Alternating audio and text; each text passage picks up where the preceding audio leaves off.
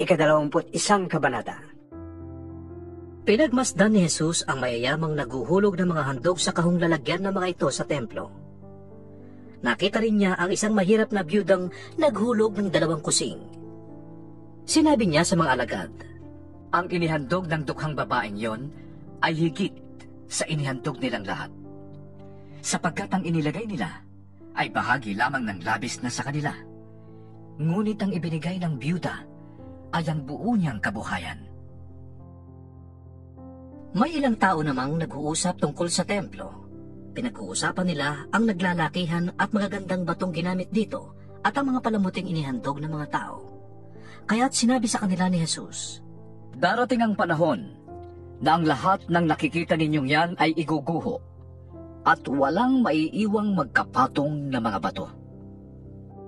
Tinanong nila si Jesus, Guro, kailan po mangyayari yun? At anong magiging palatandaang yun ay magaganap na? Sumagot si Jesus, "Mag-ingat kayo upang hindi kayo mailigaw ni numan. Marami ang darating sa aking pangalan at magsasabi, 'Ako ang Kristo,' at dumating na ang panahon.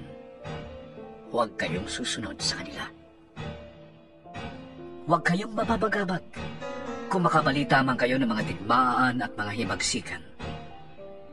Dapat munang mangyari ang mga yon, ngunit hindi darating kaagad ang wakas." at sinabi pa niya, Makikipagtigma ang bansa laban sa kapwa-bansa at ang kaharian sa kapwa-kaharian. Magkakaroon ng malalakas na lindol, ng tagutong at mga salot sa iba't ibang dako. May lilitaw na mga kakilakilabot na bagay at mga kakilakilalas na tanda buhat sa langit.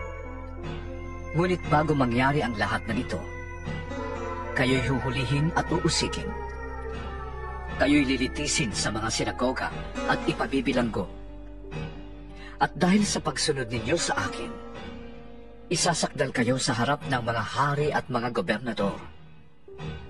Iyon ang pagkakataon ninyo upang makapagpatotoo tungkol sa akin. Ipanatag ninyo ang inyong kalooban at huwag ninyong isipin kung paano ninyo ipagtatanggol ang inyong sarili. Sapagkat bibigyan ko kayo ng katalinuhan at ng pananalitang hindi kayang tutulan o pabulaanan ng sinuman sa inyong mga kaaway. Ipapahamak kayo ng inyong mga magulang, mga kapatid, mga kamag-anak at mga kaibigan, at ipapapatay nila ang ilan sa inyo. Kapopotan kayo ng lahat dahil sa akin. Ngunit hindi kayo malalagasan kahit isang hibla ng buhok. Sa inyong pagtitiis, ay may liligtas ninyo ang inyong buhay. Kapag nakita ninyong napapaligiran na ng mga hukbo ang Jerusalem, tandaan ninyo, malapit na ang pagkawasak nito. Ang mga nasa Judea ay dapat nang tumakas papunta sa kabundukan. Ang mga nasa bayan ay dapat nang lumabas. At ang mga nasa bukid ay huwag nang pumasok sa bayan. Sapagkat yon ang mga araw ng pagpaparusa bilang katuparan ng mga sinasabi sa kasulatan. Kawawa ang mga nagdadalang tao at ang mga nagpapasuso sa mga araw na yon, sapagkat magkakaroon ng malaking kapighatian sa lupaing ito, dahil parurusahan ng Diyos ang bansang ito. Mamamatay sila sa tabak, at ang iba'y dadaling bihag sa lahat ng bansa. Ang Jerusalem ay yuyurakan ng mga hintil hanggang sa matapos ang panahong itinakda sa kanila. Magkakaroon ng mga tanda sa araw, sa buwan, at sa mga bituin. Sa lupa, ang mga bansa ay masisindak at malilito dahil sa ugong at mga taluyong ng dagat. Ang mga tao ay hihimatayin sa takot dahil sa pag-iisip sa mga kapahamakang darating sa sanlibutan, sapagkat mayayanig ang mga kapangyarihan sa langit.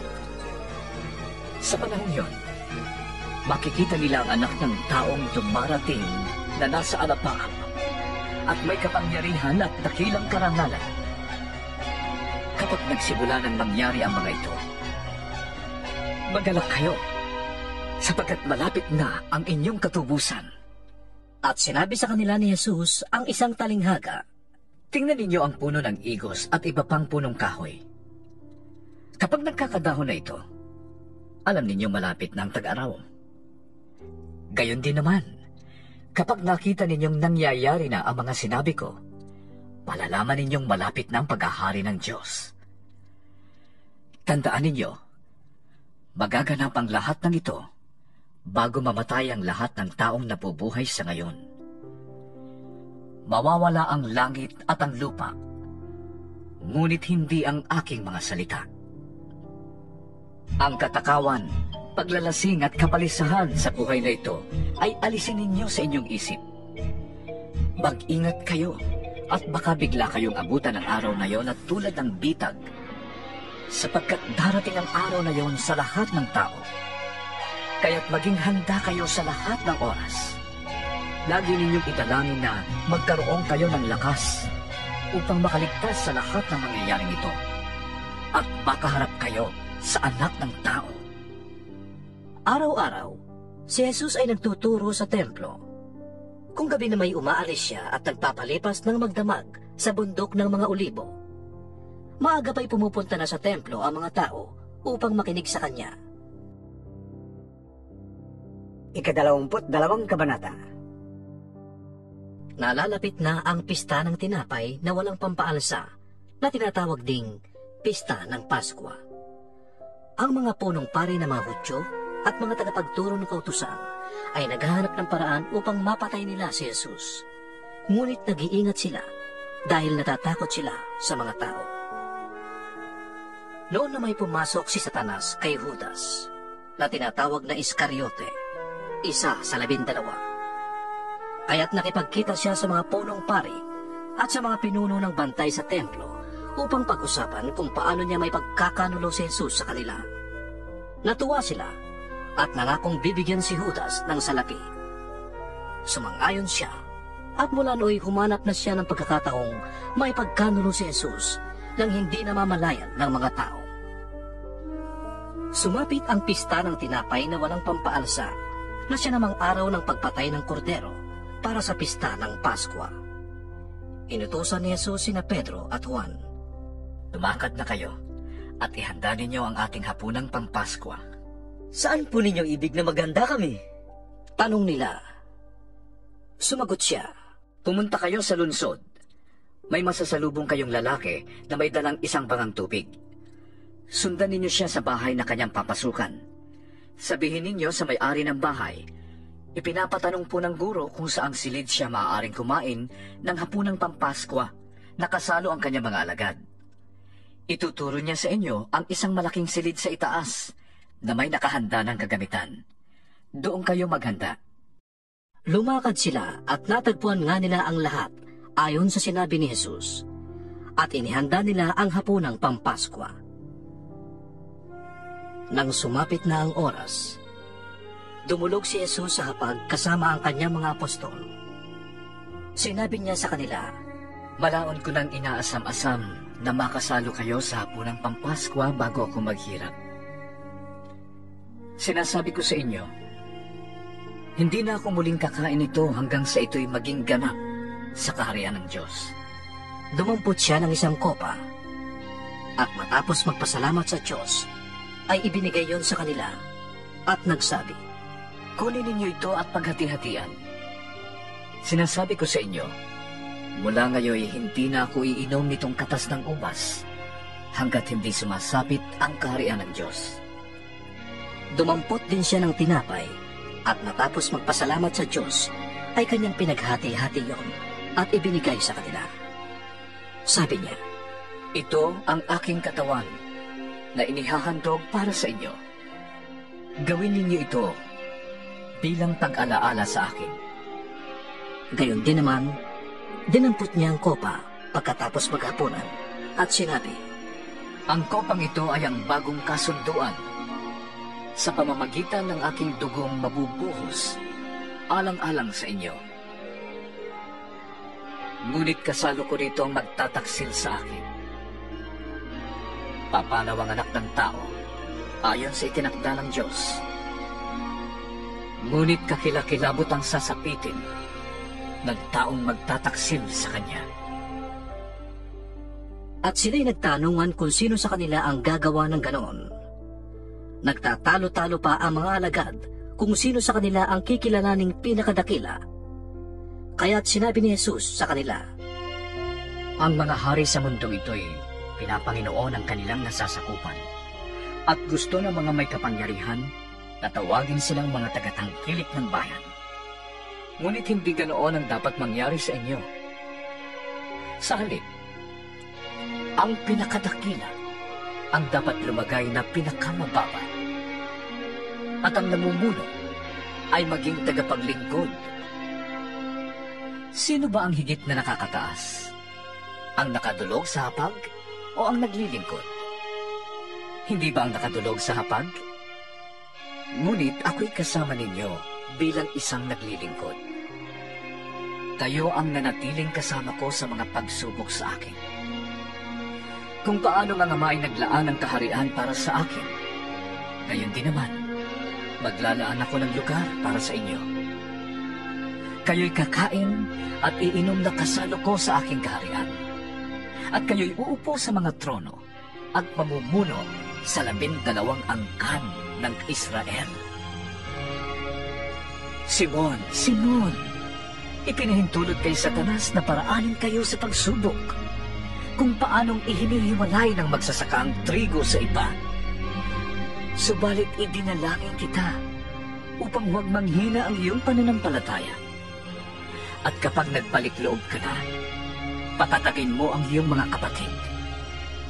Sumagot si Pedro, Panginoon, handa po akong mabilanggo at mamatay na kasama ninyo. Pedro, sabi ni Jesus, tandaan mo ito. Bago tumilaok ang manok sa araw na ito, ay 3 beses mo akong ikakaila. Pagkatapos, tinanong sila ni Jesus, Nang saguin ko kayong walang dalang lalagyan ng pera, supot o sandalyas, kinulang ba kayo ng anuman? Hindi po. tugon nila. Sinabi niya, Ngunit ngayon, kung kayo'y may supot o lalagyan ng pera, dalhin na ninyo. Ang sinumang walang tabak, ipagbili ang kanyang balabal at bumili ng isang tabak. Sinasabi ko sa inyo, dapat mangyari sa akin ang sinasabi ng kasulatan. Ibinilang siya sa mga salarin, sapagkat ang nasusulat tungkol sa akin ay natutupad na. Sinabi ng mga alagad, Panginoon, heto po ang 2 tabak. Sapat na yan. tugon niya. Gaya ng kanyang kinaugalian, umalis si Jesus at nagpunta sa bundok ng mga Olibo, kasama ang mga alagad. Pagdating doon, sinabi niya sa kanila, Manalangin kayo, upang hindi kayo madaig ng tukso. Pumunta siya ng di kalayuan sa kanila, lumuhod at nanalangin. Ama, Sabi niya, kung maaari, ilayo mo sa akin ang kopang ito. Ngunit huwag ang kalooban kong masunod, kundi ang kalooban mo. Nagpakita sa kanya ang isang anghel mula sa langit at pinalakas ang loob niya. Dala ng matinding hapis, siya'y nanalangin ng lalong taimtim at tumulo sa lupa ang kanyang pawis na parang malalaking patak ng dugo. Pagkatapos manalangin, siya'y tumayo at lumapit sa kanyang mga alagad. Naratnan niyang natutulog ang mga ito dahil sa labis na kalungkutan. Bakit kayo natutulog? Tanong niya. Bumangon kayo at manalangin, upang hindi kayo madaig ng tukso. Nagsasalita pa si Jesus nang dumating ang maraming taong pinangungunahan ni Judas, isa sa 12. Nilapitan niya si Jesus upang halikan. Subalit sinabi ni Jesus, Judas, ipagkakanulo mo ba ang anak ng tao sa pamamagitan ng isang halik? Nang makita ng mga alagad ang mangyayari ay sinabi nila, Panginoon, gagamitin na ba namin ang aming tabak? at tinaga ng isa sa kanila ang alipin ng pinakapunong pari ng mga Hudyo at natagpas ang kanang tainga nito. Sinabi ni Jesus, Tama na yan. hinipo niya ang tainga ng alipin at yun ay naghilom agad. Pagkatapos, sinabi ni Jesus sa mga punong pari, sa mga pinuno ng mga bantay sa templo, at sa pinuno ng bayan na naparoon upang dakpin siya. Ako ba'y tulisan at naparito kayong may mga tabak at mga pamalo? Araw-araw akong nagtuturo sa templo at naroon din kayo. Ngunit hindi ninyo ako dinakip. Subalit ngayon ay panahon na ninyo at ng kapangyarihan ng kadiliman. Dinakip nga nila si Jesus at dinala sa bahay ng pinakapunong pari ng mga Hudyo. Si Pedro na may sumunod sa kanila, ngunit malayo ang agwat. Nagsiga sila sa gitna ng patio at naupo sa paligid ng apoy. At si Pedro ay nakiumpok sa kanila. Nang makita siya ng isang utosang babae, siya'y pinagmasdang mabuti. Pagkatapos ay sinabi ng babae, Kasama rin ni Jesus ang tao ito. ngunit ikinailayo ni Pedro at sinabi sa babae. Aba, hindi ko siya kilala. Pagkaraan ng ilang sandali, mayroon uling nakapansin sa kanya at siya'y tinanong. Hindi ba't kasamahan ka rin nila? Ngunit sumagot siya. Nagkakamali kayo, Ginoo? Pagkalipas ng may isang oras, iginiit naman ang isa sa naroon. Kasama nga ni Jesus ang taong ito, sapagkat isa rin siyang Galileo. Ngunit sumagot si Pedro. Ginoo, hindi ko nalalaman ang sinasabi ninyo. Nagsasalita pa siya nang tumilaok ang manok. Lumingon ang Panginoon at tumingin kay Pedro. At naalala ni Pedro ang sinabi ng Panginoon. Bago tumilaok ang manok sa araw na ito, ay 3 beses mo akong ikakailan. Lumabas si Pedro at umiyak ng buong pait. Samantala, si Jesus ay nililibak at binubugbog ng mga nagbabantay sa kanya. Siya'y piniringan nila at tinatanong. Hulaan mo nga! Sinong sumuntok sa'yo? Marami pang panlalait ang ginawa nila sa kanya. Kinaumagahan ay nagtipo ng Sanhedrin na binubuo ng mga pinuno ng bayan, mga punong pari at mga tagapagturo ng kautusan. Iniharap sa kanila si Jesus at siya'y tinanong nila. Sabihin mo sa amin kung ikaw ang Mesya. Sumagot si Jesus. Sabihin ko man sa inyo ay hindi kayo maniniwala. Kung tanungin ko naman kayo ay hindi kayo sasagot. Ngunit sinasabi ko sa inyo, mula ngayon ang anak ng tao ay uupo sa kanan ng makapangyarihang Diyos. Ibig mo bang sabihin, ikaw ang anak ng Diyos? Tanong ng lahat. Kayo na rin ang nagsasabi. Tugon niya. Hindi na natin kailangan ng mga saksi. Dahil ang mismo nakarinig mula sa sarili niyang bibig. Sabi nila.